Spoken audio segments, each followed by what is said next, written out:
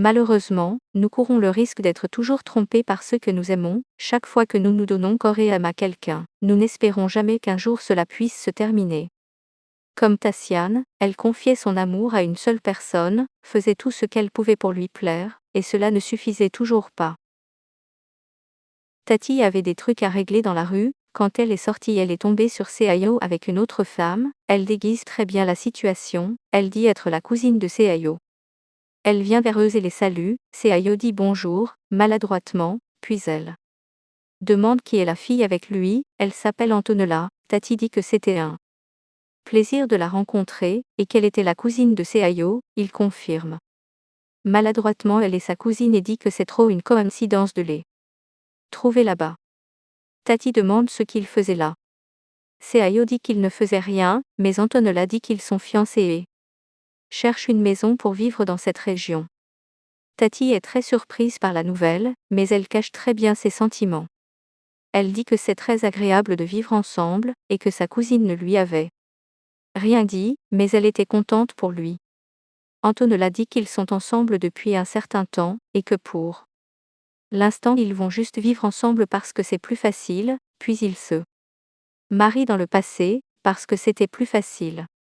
Tati est d'accord avec elle, et dit qu'elle est contente pour lui de trouver une copine belle et super attentionnée. Antonella le remercie, dit que Tati est aussi très belle. Tati voit un collier que Antonella portait et dit qu'elle le reconnaît. Antonella dit que c'était un cadeau de Seayo et que cela signifiait beaucoup pour elle. Alors elle dit que c'est un héritage familial, et qu'elle a les boucles d'oreilles qui vont avec. Antonella dit que c'est pourquoi c'est un cadeau si spécial pour elle. Tati dit qu'elle ne le fera pas mais ça les gêne là-bas. Il était temps pour elle de rentrer à la maison, et elle leur souhaite bonne chance. Antonella leur dit de programmer un jour pour qu'elle aille dans leur nouvelle maison. Tati est encore plus surprise par l'invitation, dit que ce serait super amusant, qu'elle le ferait. Antonella dit que ce serait un plaisir pour eux. Puis elle part et dit qu'elle attendra l'invitation. En partant, Seayo confirme qu'elle était sa cousine, mais Antonella se méfie, car il était un peu gêné. Il dit que c'est une affaire de famille et ils partent. Tati rentre à la maison en pleurant, car elle n'aurait jamais imaginé que cette situation se produirait un jour. Elle laisse son sac et voit des vêtements de Seayo qui étaient là. Elle le prend et décide d'y mettre le feu. Alors elle prend tout ce dont elle aurait besoin, met les vêtements dans le réservoir, mais quand elle monte elle perd courage, car cela ne servirait à rien. Alors elle met les vêtements dans un sac, tout en traitant toute la situation, ne croyant pas que Gaius lui aurait fait ça.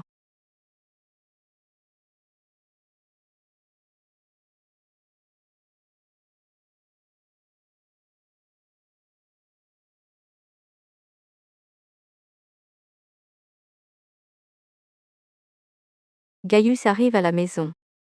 Tati est à table et l'attend, et dès qu'il ouvre la porte, elle demande: En avez-vous eu besoin? Humiliez-moi devant tout le monde, dans la rue. Seayo pense que c'est drôle qu'elle n'ait pas fait d'histoire. Tu dis que tu m'aimes, mais tu as fait semblant d'être ma cousine. Tati dit: Tu voulais que je le dise à tout le monde, fais des histoires là-bas. Pour avoir encore plus honte, pourquoi es-tu sortie avec elle? Seayo dit que leur mariage n'est plus bon, que Tati ne peut même plus le regarder. Tu ne vois pas le problème. Ça montre à quel point tu m'aimes. Tati, ne croyant pas ce que disait Seayo, dit: Alors tu décides de m'échanger contre n'importe qui dans la rue, c'est ça. Seayo lui dit de signer le divorce, ce qui résoudrait le problème pour les deux. Elle accepte, dit que c'est mieux comme ça. Et si c'était ce qu'il voulait, il avait seulement demandé. Elle prend les affaires de Seayo, le jette sur elle et lui demande de partir. Il dit qu'il le fera et s'en va. Dès qu'il part, Tati hurle: Allez-y avec votre amant, elle vous traite bien, j'espère vraiment qu'elle fera tout ce que j'ai fait pour vous.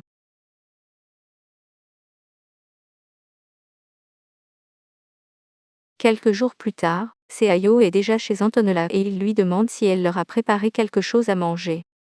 Elle dit: Pour que nous mangions. Tu penses que je suis ta bonne.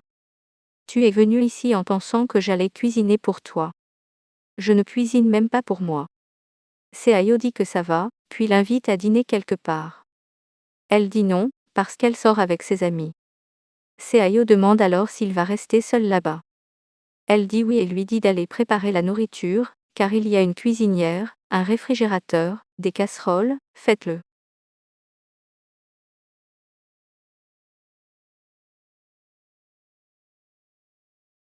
Mais plus tard, quand elle est prête à partir, elle va vers lui, dit qu'elle est prête et que ses amis attendent déjà en bas. Seayo demande s'il ne peut pas l'accompagner.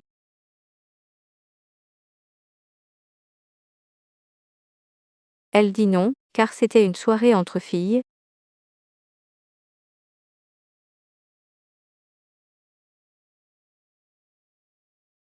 Elle demande sa carte, lui fait un bisou et s'en va.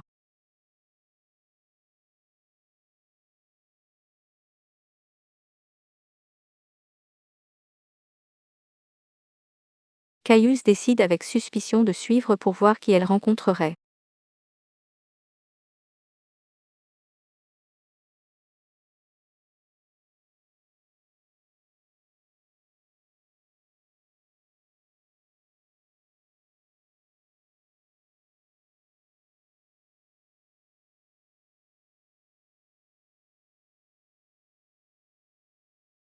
Il n'imaginait pas que c'était avec un autre homme. Antonella arrive et salue ce type, dit qu'il lui a manqué, puis il demande. Quand vas-tu te séparer de ton mari? Elle dit oui, qu'il peut se reposer facilement, car elle est déjà en train de tout résoudre et a hâte qu'il se retrouve bientôt. Seayo écoute toute cette conversation et regrette ce qu'il a fait.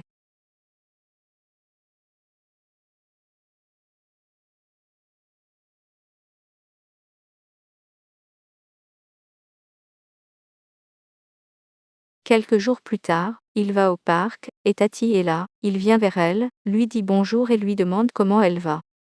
Elle dit qu'elle va bien et qu'elle ne l'a pas vue depuis un moment. Seayo est d'accord avec elle et dit qu'il voulait s'excuser, elle dit qu'elle n'avait rien à lui dire et lui demande de partir, mais il insiste pour écouter là.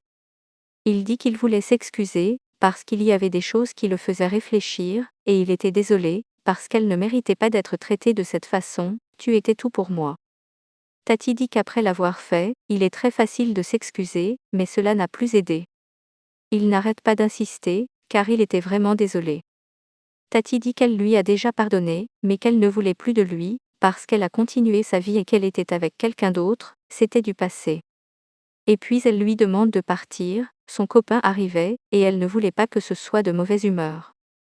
Seayo n'a même pas le temps de partir et il arrive et la salue. En partant, Seayo reconnaît le petit ami de Tati, Edgar, un ancien collègue. Edgar le salue et dit qu'il ne savait pas qu'il connaissait Tati, alors il dit qu'il était marié, mais il a merdé. Edgar commente alors avec Tati, alors est-il son ex-mari?